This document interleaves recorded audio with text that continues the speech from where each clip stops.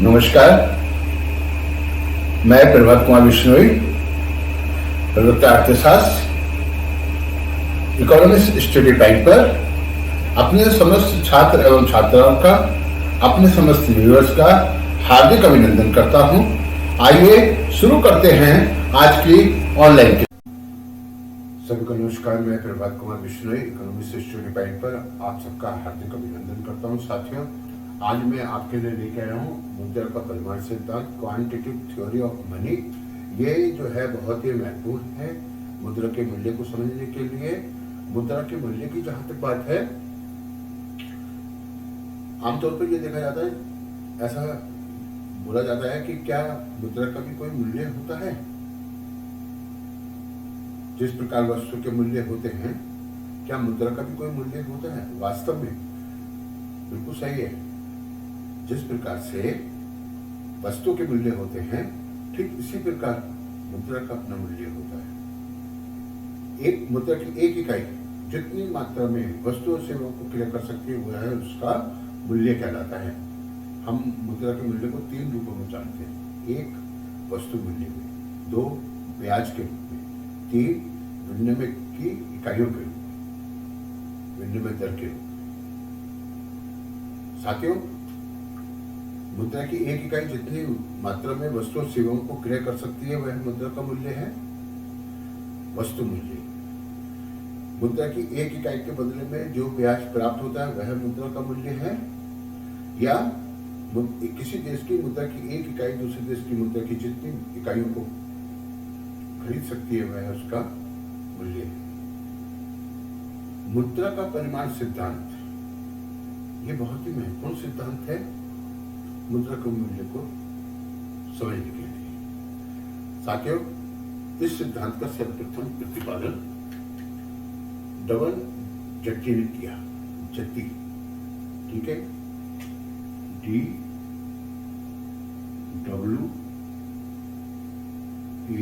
Double Jatti, ठीक है। इन्होंने इस सिद्धांत का सर्वप्रथम प्रतिपादन किया। ये इटालियन अर्थशास्त्री हैं। बाद में जॉन लॉक ने, ठीक है, जॉन लॉक ने 1561 में इस सिद्धांत की, और बाद में डेविड हुम ने 1952 में इस सिद्धांत की व्याख्या की है। JS मिल के द्वारा इसमें महत्वपूर्ण संशोधन किए गए हैं, और इवान फिशर द्वारा इस सिद्धांत को बहुत अधिक लोकप्रिय बना दिया गया। तो साथियों, आइए समझते हैं कि मुद्रा का परिमाण। साथियों, मुद्रा का परिमाण सिद्धांत बताता है कि मुद्रा के परिमाण में प्रत्येक परिवर्तन उसके यानी सामान्य मूल्य स्तर में आनुपातिक परिवर्तन पैदा करता है, तथा उसके यानी मुद्रा के मूल्य में विपरीत दिशा में अनुपातिक परिवर्तन पैदा करता है। यानी सामान्य मूल्य स्तर में प्रत्यक्ष दिशा में अनुपातिक परिवर्तन पैदा करता है, और मुद्रा के मूल्य में विपरीत दिशा में अनुपातिक परिवर्तन पैदा करता है, जबकि अन्य बातें समान रहती हैं। इसको सरल शब्दों में समझिए साथियों, यदि मुद्रा की मात्रा को दुगना कर दिया जाए तो सामान्य मूल्य स्तर दुगने हो जाएंगे। यानी मुद्रा की मात्रा को दुगना करने पर मूल्य स्तर दुगना हो जाएगा, और मुद्रा की मात्रा को यदि आधा कर दिया जाए तो मूल्य स्तर आधी रह जाएगा। यानी हम ये कह सकते हैं कि मुद्रा की मात्रा और सामान्य मूल्य स्तर में प्रत्यक्ष संबंध होता है, ठीक है, जबकि मुद्रा की मात्रा और मुद्रा के मूल्य में विपरीत संबंध होता है, और यह संबंध अनुपातिक होता है। इन 3 चीजों को याद कीजिए। आइए इसकी परिभाषा देखते हैं। JS मिल ने क्या कहा है? यदि अन्य बातें समान है तो मुद्रा के मूल्य में परिवर्तन उसकी मात्रा में ठीक विपरीत दिशा में होता है। मुद्रा की मात्रा में प्रत्येक वृद्धि उसके मूल्य को उसी अनुपात में घटाती है, और मुद्रा की मात्रा में प्रत्येक कमी उसके मूल्य को उसी अनुपात में बढ़ाती है। बात आपकी समझ में आ गई है? इसी प्रकार से प्रोफेसर टॉजिक ने क्या कहा है, यदि अन्य बातें समान रहें तो मुद्रा की मात्रा को दुगना, दो गुना मतलब मुद्रा की मात्रा को दो गुना करने पर मूल्य दुगने हो जाएंगे तथा मुद्रा का मूल्य आधा रह जाएगा। और यदि अन्य बातें समान रहे तो मुद्रा की मात्रा को आधा करने पर मूल्य पहले से आधा रह जाएंगे और मुद्रा की का मूल्य दुगना हो जाएगा। ये टॉजिक की परिभाषा है। इसके साथ ही प्रोफेसर रॉबर्टसन ने क्या कहा है, रॉबर्टसन की परिभाषा है मुद्रा की मांग की दी हुई दिशा में, मुद्रा की मांग की दी हुई दिशा में। ये जो वाक्यांश है मुद्रा की मांग की दी हुई दिशा में, ये उसी प्रकार से है जैसे यदि अन्य बातें समान जाए तो मुद्रा की मांग की दी हुई दिशा में, अर्थात इस नियम की कुछ मान्यताएं हैं, वो हम आपको बाद में बताएंगे। मुद्रा की मांग की दी हुई दिशा में, यहां तक है ये, ठीक है, ये कॉमा लगा हुआ है।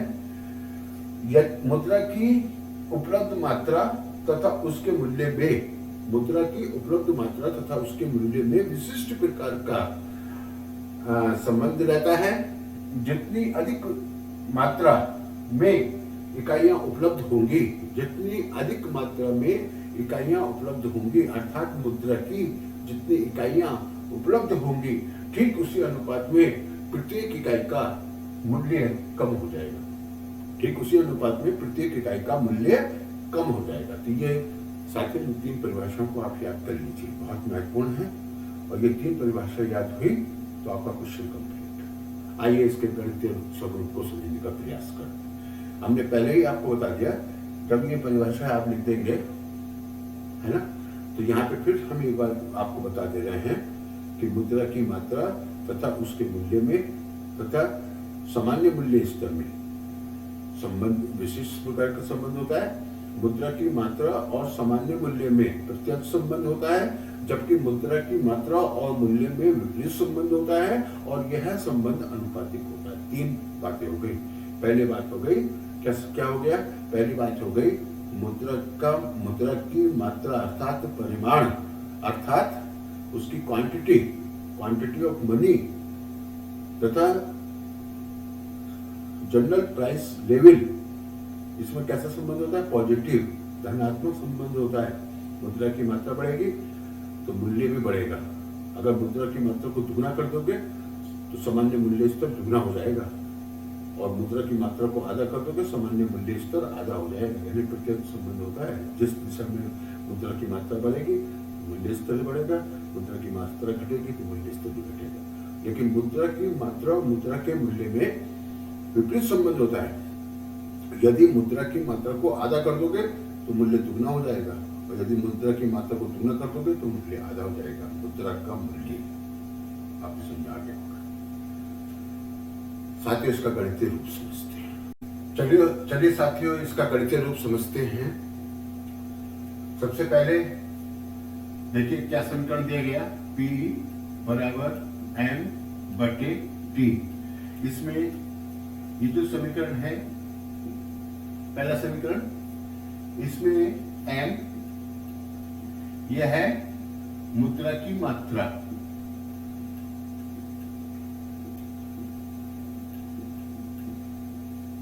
इसमें T जो है यह है व्यापारिक सौदों की संख्या,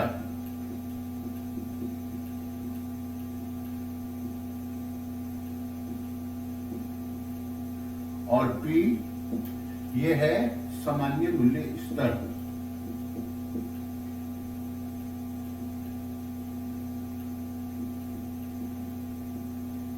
ठीक है।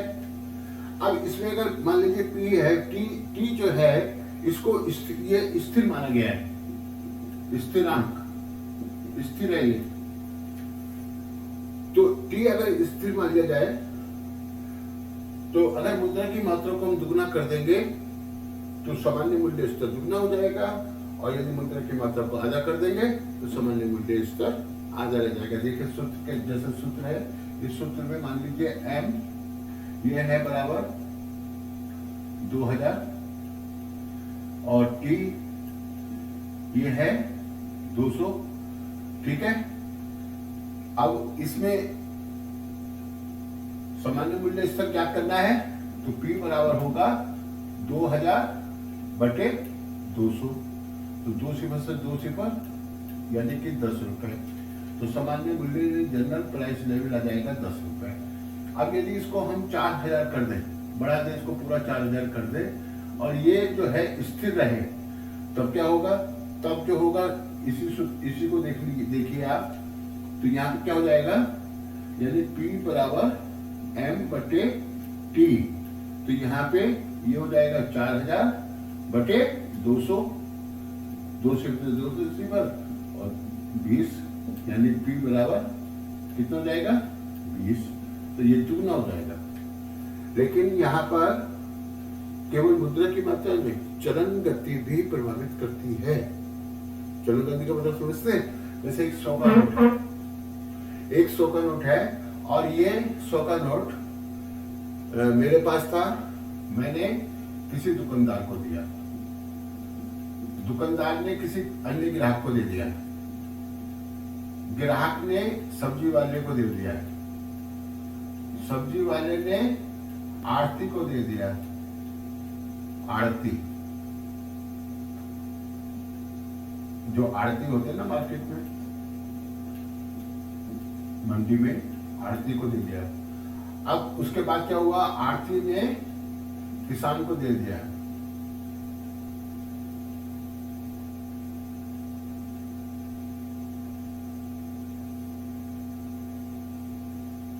किसी कृषक को दे दिया, ठीक है, और कृषक ने किसी अन्य दुकानदार को दे दिया, तो 100 का नोट जाने कितने हाथों से गुजर जाता है, ठीक है ना। मान लीजिए 100 का नोट कई हाथों से गुजर रहा है, 7 हाथों से गुजर रहा है, और अंत में वो नोट या तो अपने तिजोरी में चला जाता है या फिर बैंक में सबमिट हो जाता है, ठीक है। तो ये 100 का नोट 7 व्यापारिक सौदों को निपटा रहा है, तो इस 100 के नोट की जो चलन गति होगी वो 7 होगी, इसको हम V बोलेंगे। अब यहाँ पर हम मुद्रा के साथ मुद्रा की चलन गति को रख देंगे, तो यहाँ पर हमने V लिख देंगे, तो नया संशोधन हो जाएगा, ठीक है। तो यहाँ पे हम नया संशोधन, ये दूसरा समीकरण बन जाएगा, यानी M V बटे T, तो ये सेकंड हो गया। इसमें जो है ये जो U लग रहा होगा ना, आपको उसको मुझसे कर दो, V कर दो, ठीक है। अब देखिए ना, ये P अपनी जगह जैसे पहले है वैसे ही है, T वैसे ही है जैसे पहले था, और M भी वही है, केवल V है, V में परिवर्तन हुआ, अर्थात मुद्रा की चलन गति, ठीक है। अब यहाँ पर यही हो जो पहले आंकड़े दिए हमने, ये 200 जो है मुद्रा की मात्रा है, और T यानी व्यापारिक सौदों की संख्या है 200, और यहाँ पर मुद्रा की चलन गति हम 2 मान ले या 4 मान ले, कोई फर्क नहीं पड़ेगा, 4 मान लीजिए, तो 2000 गुणा 4 बटे 200, ठीक है। यानी मुद्रा की चलन गति प्रभावित करती है, 2 चौक 8 हो जाएगा, ये 8000 हो जाएगा बटे 200, 2 सिफर 2 सिफर, तो 40 हो जाएगा। अब अगर हम मुद्रा की मात्रा को दुगना कर दें, ठीक है, मुद्रा की मात्रा को दुगना कर दें, चलन गति को भी स्थिर रखें, तो यानी कि 4000 कर दें, तो 4000 गुणा कितना बना हमने यहाँ चलन गति 4, यहाँ पे 4 बटे 200, तो ये यानी कि सामान्य मूल्य इस तरह आ जाएगा, तो ये हो जाएगा कितना, 4 चौक 16, 16000 बटे 200 है ना, 2 सिफर 2 सिफर 2 के 16, यानी P बराबर 80 हो जाएगा, पहले 40 आया था, ये P बराबर 40, अब P बराबर 80, तो यानी दुगना हो जाएगा। लेकिन यहाँ एक चीज और है, इसमें एक चीज को और छोड़ दिया गया, वो है 7 मुद्रा और 7 मुद्रा की चलन गति। आप जानते हैं एक चेक जो है मार्केट में ठीक उसी प्रकार से चलता है जैसे एक नोट चलता है, मैंने एक चेक 5,000 का किसी व्यापारी को दिया, व्यापारी ने किसी अन्य को दिया, किसी अन्य को दिया, किसी अन्य को दिया, किसी अन्य को दिया, तब तक चलता रहेगा जब तक बैंक में जाकर सबमिट ना हो जाए। ठीक है, तो चेक भी मुद्रा की तरह कार्य करते हैं।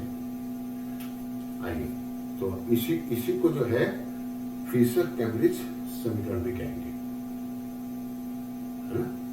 साथ ही फिशर का समीकरण, इवान फिशर अमेरिकन अर्थशास्त्री है, इन्होंने इस सिद्धांत को बहुत लोकप्रिय बना दिया। इन्होंने जो समीकरण दिया है वो समीकरण है P बराबर होता है N और V धन M dash V dash upon T। तो यहां क्या चेंज हुआ है? M dash V dash. M dash क्या है? फिर से इसमें मैं पूरा लिख दे रहा हूं, ठीक है। M ये है मुद्रा की मात्रा, V ये है मुद्रा की चलन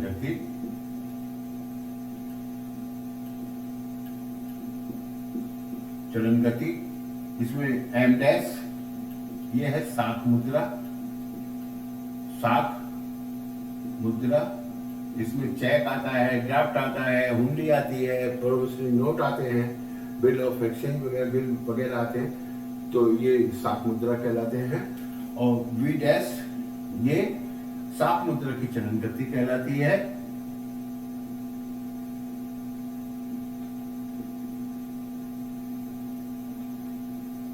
चलन गति और T ये है व्यापारिक सौदों की संख्या।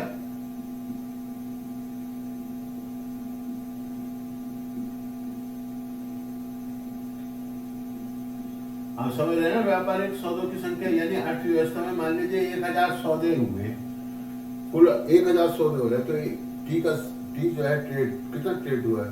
अब ये फिशर का जो समीकरण, इसको बैलेंस ऑफ ट्रेड भी बोलते हैं, ठीक है ना, और इसको इक्वेशन ऑफ एक्सचेंज भी बोलते हैं, यानी विनिमय समीकरण भी बोलते हैं इसको, फिशर के समीकरण को। तो साथ ही यहाँ पर अब इसमें ये जो है P क्या है? P ये सामान्य मूल्य स्तर है, आप इसको याद कर लीजिए ऐसे ही, ठीक है। अब यहाँ पे देखिए, अगर हम M की मात्रा को मान लें 20,000, V इसकी चलन गति इसको मान लें 10, साख मुद्रा की मात्रा इसको मान लें 5,000, साख मुद्रा की चलन गति इसको मान ले 5, व्यापारिक सौदों की संख्या इसको मान ले 1000। तो सामान्य मूल्य स्तर हमने ज्ञात करना है, P को ज्ञात करना है।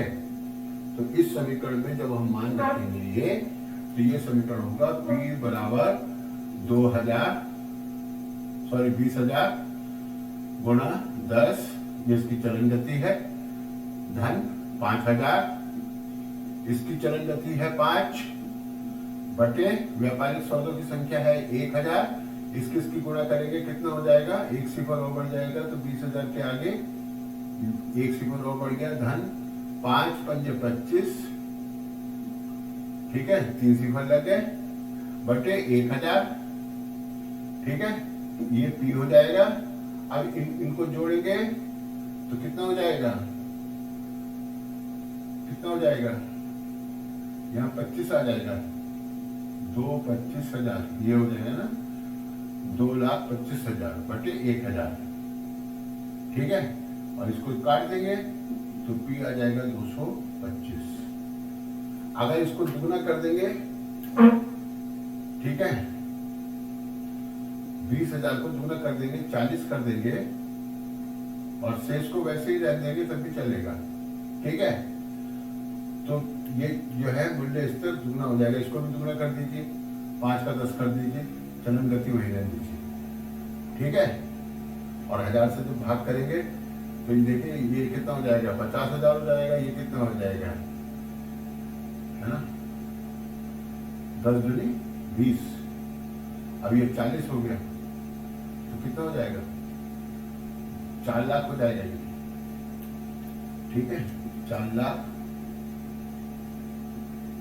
प्लस ये हो जाएगा 50,000 बटे 1000, तो 4,50,000 बटे 1,000, 3 सिफर से 3 सिफर कट जाएंगे, P बराबर 450 आ जाएगा, जो कि पहले 225 था, दुगना हो जाएगा। तो आप समझ गए होंगे कि फिशर का जो समीकरण है इसको मैंने पूरा आपको समझा दिया है, गणितीय स्वरूप इसका पूरा हमने समझा दिया है।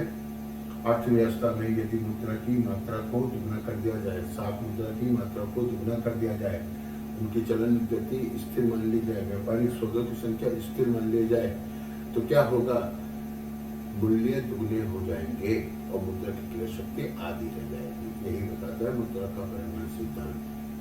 समझ आ गया होगा। यदि मुद्रा की मात्रा को आधा कर दोगे, साफ मुद्रा की मात्रा को आधा कर दोगे, तो सामान्य मूल्य स्तर आधा हो जाएगा और मुद्रा की जो क्रय शक्ति है वो, यानी मुद्रा का जो मूल्य है वो दुगना हो जाएगा। सही हो गया। तो यही है मुद्रा का परिमाण सिद्धांत। आइए इसकी रेखा चित्र की सहायता से व्याख्या करते हैं। चलिए साथियों, मुद्रा के परिमाण सिद्धांत की गणितीय व्याख्या देख लेते हैं। देखिए, ये जो रेखा चित्र है इसमें सामान्य मूल्य स्तर और मुद्रा की मात्रा में क्या संबंध होता है, इसको यहाँ प्रदर्शित किया गया है रेखा चित्र 1 में। देखिए, जब मुद्रा की मात्रा OM के बराबर होती है, अर्थात यहां से लेकर यहां तक होती है, तो इस स्थिति में जो सामान्य मूल्य स्तर होता है वो यहां तक होता है, यानी OP के बराबर होता है।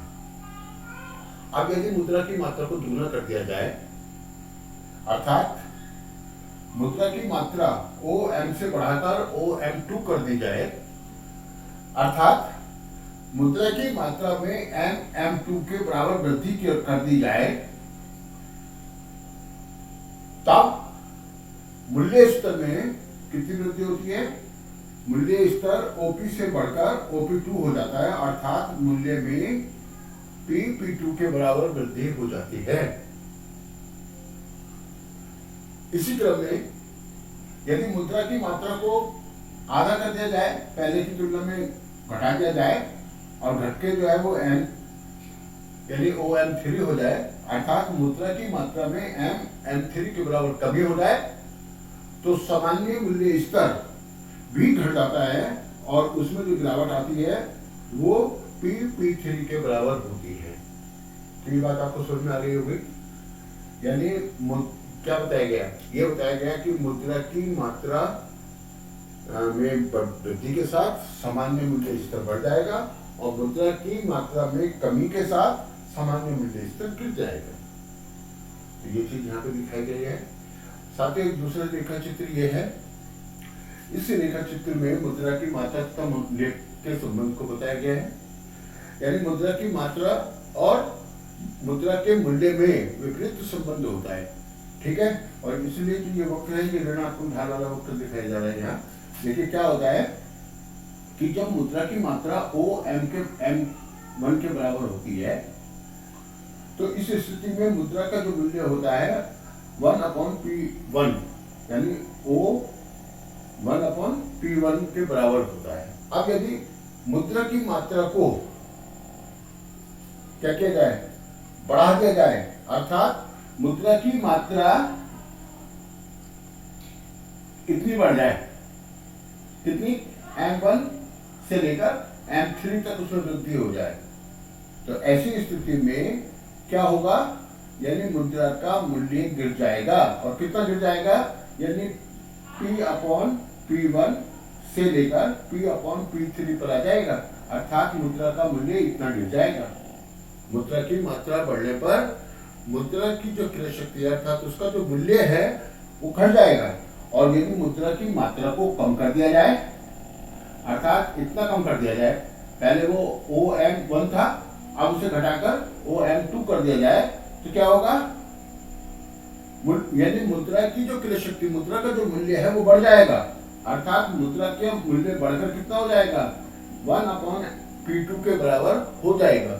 तो ये चीज है कि मुद्रा की मात्रा में वृद्धि के साथ मुद्रा के मूल्य में कमी आती है और मुद्रा की मात्रा में कमी के साथ मुद्रा के मूल्य में वृद्धि होती है। तो ये यहाँ पर स्पष्ट हो जाता है।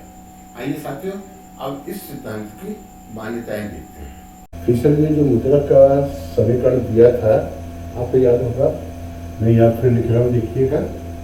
V ये बराबर होता है M V plus M dash V dash upon T। ये फिशर का समीकरण है। इसमें M मुद्रा की मात्रा, V उसकी चलन गति, M डैश साख मुद्रा की मात्रा, V डैश साख मुद्रा की चलन गति, T व्यापारिक सौदों की या लेन देन की संख्या, कुल संख्या।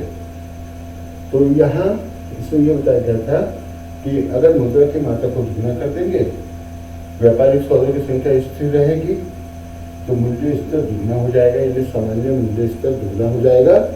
और यदि मुद्रा की मात्रा को आधा कर दिया जाएगा तो सामान्य मूल्य स्तर आधा रह जाएगा। और जबकि मुद्रा का जो मूल्य है, अगर मुद्रा की मात्रा बढ़ा देंगे, डबल कर देंगे, तो क्या होगा, मुद्रा का मूल्य आधा रह जाएगा। और यदि मुद्रा की मात्रा को आधा कर दिया जाएगा तो मुद्रा का मूल्य दुगना हो जाएगा। ये चीज हमने आपको समझाई थी। अब देखिए इस सिद्धांत की जो मान्यताएं हैं, जो परिभाषाएं आपने देखी, उसमें लिखा हुआ था सीधे सीधे कि अन्य बातें समान रहने पर, ठीक है, समान मुद्रा की समान दिशाओं में, इस तरह की वाक्यांश उसके अंदर जुड़े हुए थे परिभाषाओं में।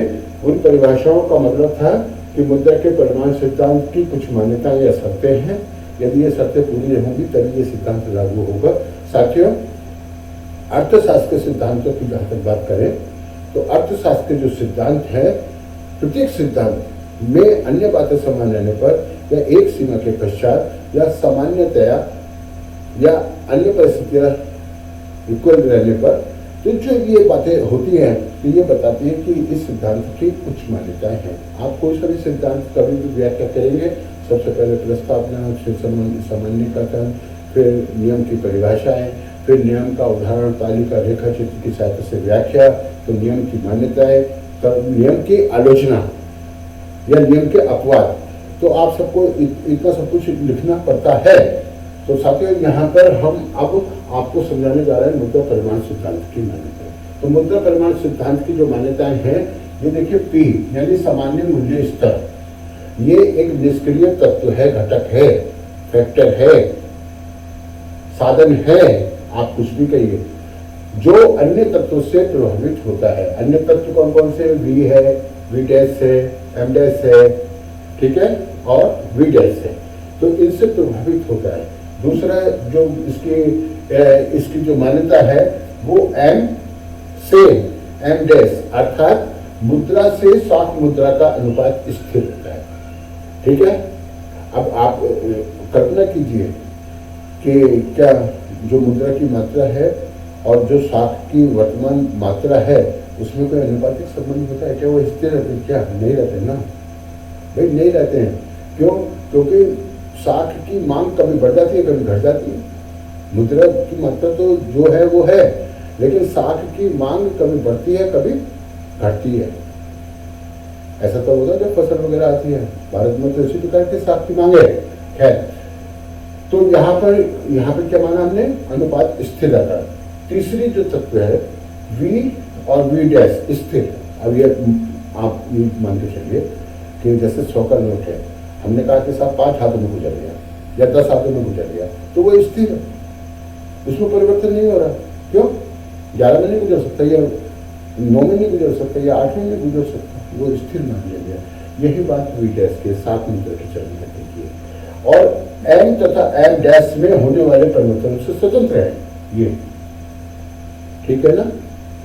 मुद्रा की मांग, मुद्रा की मात्रा और साख मुद्रा की मात्रा से स्वतंत्र है ये V और V डैश। चलिए आगे बढ़ते हैं। इसकी चौथी मान्यता है T यानी कि व्यापारिक सौदों की संख्या। ये भी एक स्थिरांक है, ठीक है, ये भी स्थिर रहता है। ये जो अन्य तत्वों से स्वतंत्र है।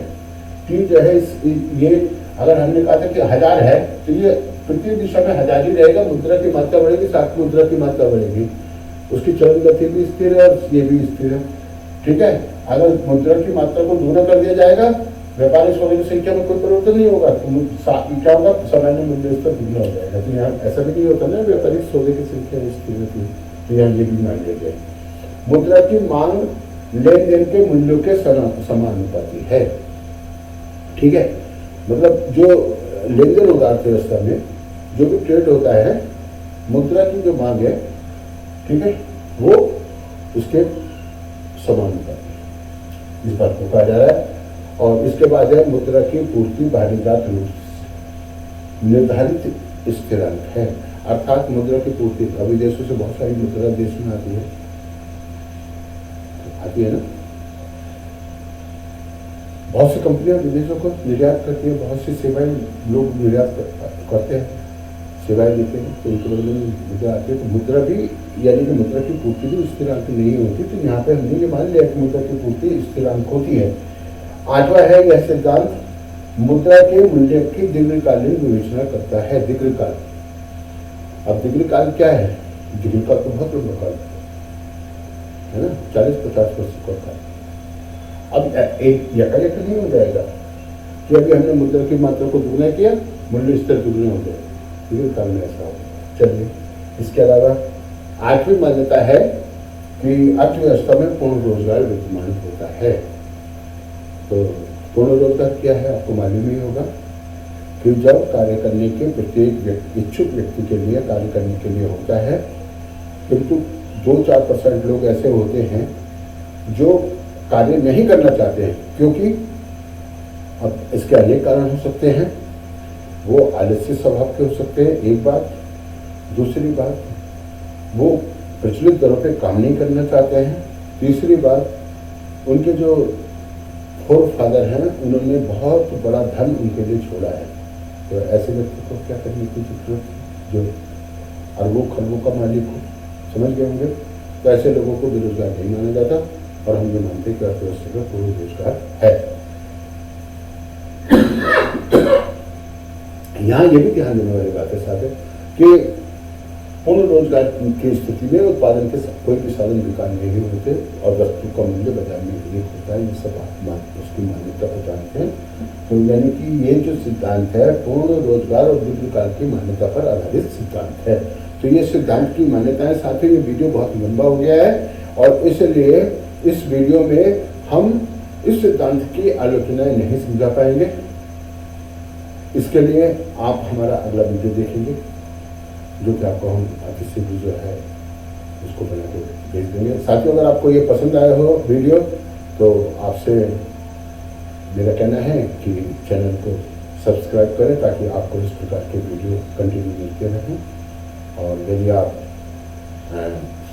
ऑनलाइन इकोनॉमिक्स सरल शब्दों में पढ़ना चाहते हैं, तो आपको बदल जाने की जरूरत ही नहीं है। ठीक है, ठीक है साथियों, आज के लिए इतना ही, फिर मिलेंगे। नमस्कार, आपका बहुत बहुत धन्यवाद।